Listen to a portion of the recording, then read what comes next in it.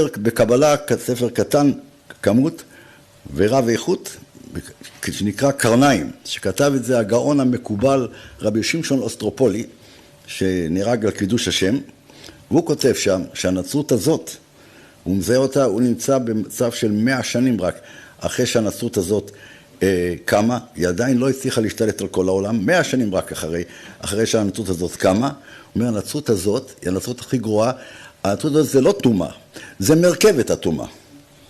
ואת הקליפה הזאת, הוא אמר, מי שיצליח לשבור, זה רק משיח בן יוסף. הוא אמר גם, אונגליון זה גמטריה של יוסף.